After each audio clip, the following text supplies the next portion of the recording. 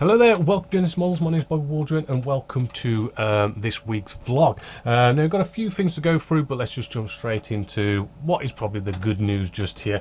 We have done an inbox review.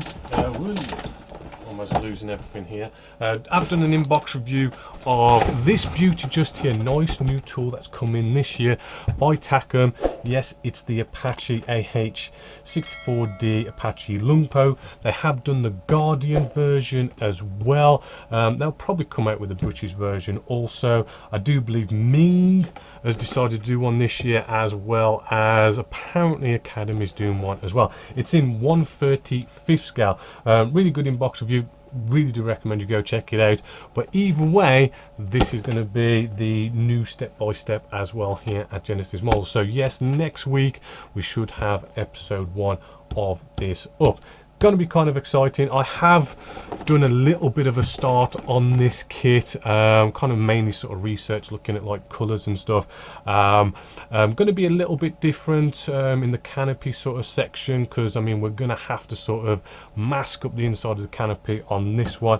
I am going to do it in the US kind of markings as well, only because it's just come out and we haven't got like all the lovely photo etch and you know, kind of like decals and all that kind of stuff to do different versions and whatnot. So probably gonna have to do some scratch building with stuff like seat belts and all that kind of cool stuff. So we did do that only just last week.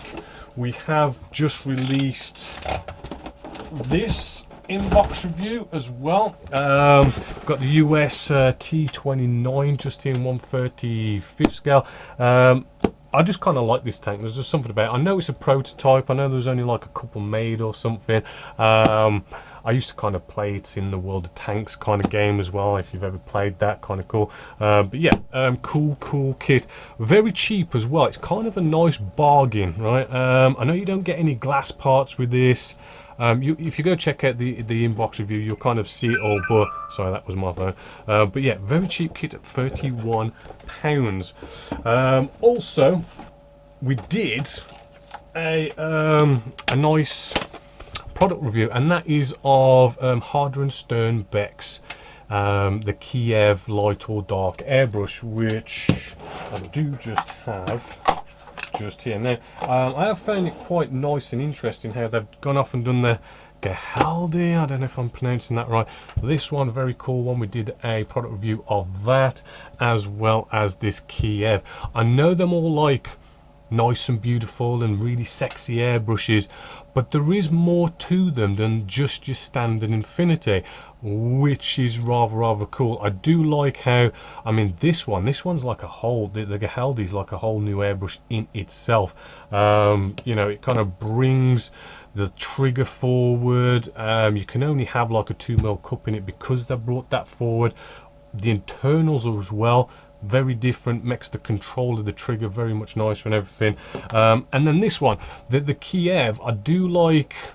I mean, it is very similar to an Infinity, right? It has the CR plus, but what is rather cool is it's got the AL plus side of it as well, which just makes it better than an Infinity if you kind of like the lightweight aluminium kind of airbrushes. So not just a pretty face, are also different. Good idea to go check them two out at least. We've also been working on the Focke-Wulf, right? So I'm just showing you a couple of pictures here with the Focke-Wulf.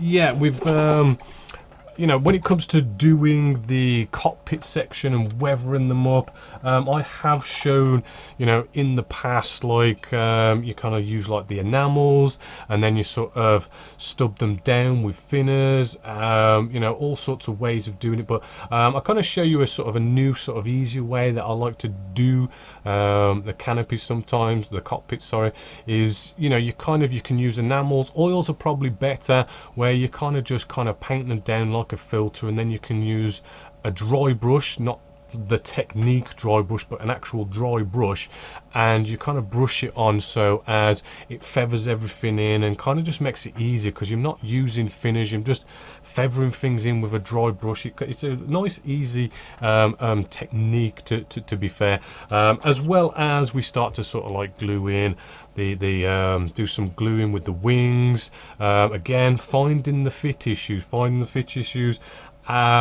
again, you know, I'll say time and time again, I mean, you know, a lot of kits can be deemed a bad fitting kit, and you know, they can be some of the times, but if you kind of take the time to test fit, do that little bit of trimming, I mean sometimes even like bending the plastic a bit, you can actually make something fit actually rather good by just doing that test fit, little bit of sand, test fit.